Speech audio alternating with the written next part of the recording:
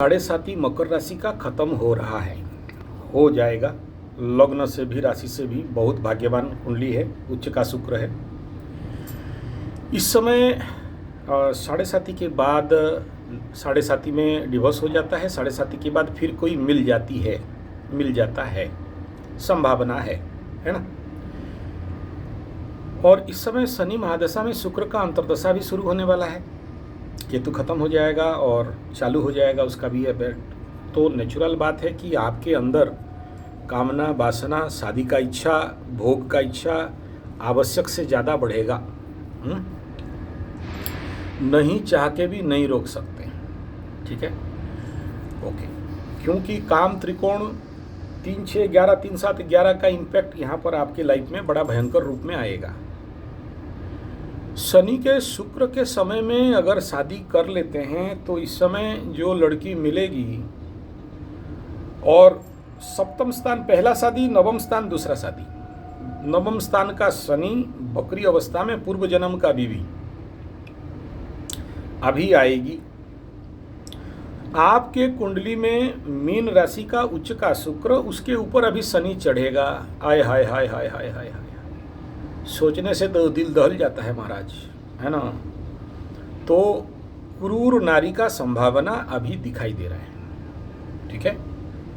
अब निर्णय आपके हाथ में है कि क्रूर नारी झेल पाएंगे तो शादी कर लीजिए, नहीं झेल पाएंगे तो बाबा बन जाइए। नवम का शनि अवघड़ बाबा बनाने का पूरा योग यहाँ पर बनाता है, ठीक है।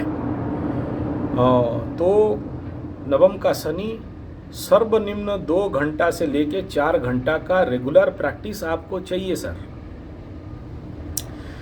और नवम का शनि को बोला जाता है पूर्व जन्म का योग भ्रष्ट परम तप। बड़े भारी तांत्रिक थे पूर्व जन्म में, ठीक है। काली माई को पॉकेट में लेके घूमने वाला व्यक्ति थे। इस जन्म में काली माई और षोडशी माता, ठीक है, माँ षोडशी हैं। तो कौन है षोडशी? षोडशी का एनर्जी क्या है बोला, वो त्रिपुर देव्य विद्महे क्लीं कामेश्वरी विद्महि धीमहि, कामेश्वरी माता कामेश्वरी हैं। और ऐसे बुध का घर, इसका जिसके कुंडली में बुध के घर यानी कन्या राशि का शनि हो तो उसको बड़ा भयंकर भगोड़ा बनाता है, ठीक है। नेगेटिव भगोड़ा नहीं, पॉजिटिव भगोड़ा बनाता है।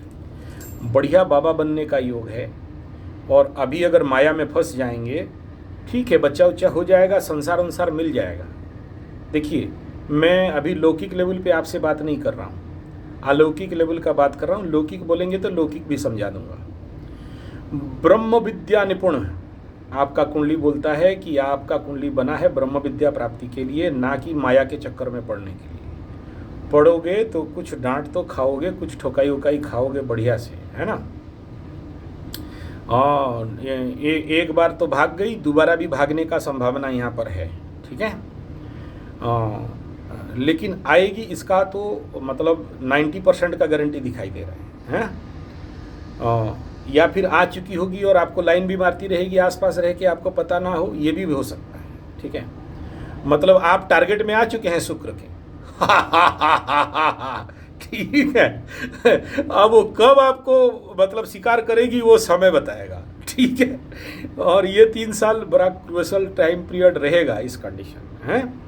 2.5 साल तक शुक्र के ऊपर शनि चढ़ेगा, तो ये कंडीशन थोड़ा सा फीमेल मतलब रिलेशनशिप के लिए नॉट गुड रहता है। और इस समय अगर कामना वासना में भोग में पड़ गए तो बड़ा लंबा पीसेंगे, ठीक है, ये दिख रहा है। और पीसने का इच्छा है तो पीस लीजिए, और ब्रह्म विद्या के मार्ग में चलना है तो ये सब तामझाम छोड़िए। यही उत्तर है आपकी कुंडली को देख के। अब निर्णय आपके हाथ में है, जिस रास्ता में जाओगे भाग्य ऐसा बनेगा, ठीक है। हाँ, तो यहाँ सबसे पहला सोच समझ के, प्रिकॉशन करके, पूरा रेकी करके, बढ़िया से एनालिसिस करके और बढ़िया से कुंडली मिलान करके अगर सिलेक्शन करते हैं तो संभवतः सेव हो जाएंगे।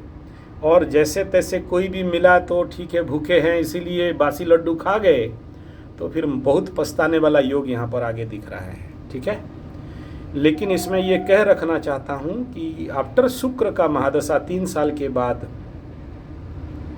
आपको ढैया चलेगा, पंचम का शनि पनौती चलेगा। उसके ये टाइम जोन में आपका शनि महादशा में चंद्रमा, सूर्य और मंगल 3 अंतर्दशा चलेंगे ढैया के समय।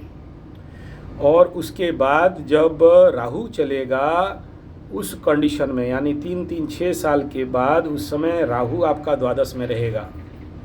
यानी इस समय अगर शादी करते हैं और ठीक 3-3-6 साल के बाद फिर से कोर्ट कचहरी माली मकदमा और डिवोर्स जैसे कंडीशन नहीं हो, तो उसके लिए अभी से जितना संभव हो सके आँख मूंद के माँ काली के शरण में जाइए, माँ काली का साधना करिए, पूजा पाठ करिए, जप तप करिए, शांतिकरण करिए। माई आपको अपने आप सही रास्ता में ले लेगी। नहीं करोगे तो फिर थोड़ा सा कष्ट आपको भुगतना पड़ सकता है। ये है डॉट आंसर आपके कुंडली के अनुसार, ठीक है। और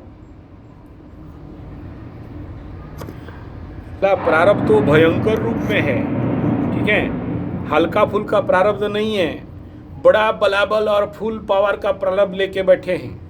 अब ये काट पाओगे नहीं काट पाओगे, ये आपका साधना निर्भर करता है।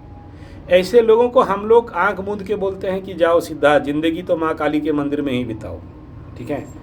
और दूसरा, ऐसे अभी का कंडीशन समझ लो कि गुरुवार का छोड़ के रविवार को छोड़ के हमेशा पीपल गज के नीचे ही जो भी खट्टी उट्टी मारो, वहीं पर चाय वाय पियो, वहीं पर बैठो, वहीं पर जब तक पूजा पाठ करो, ठीक है। पीपल गज ही आपका घर है, ठीक है। हाँ, और माँ बगलामुखी और ये जो कर रहे हो वो बहुत सही है, गलत नहीं है, लेकिन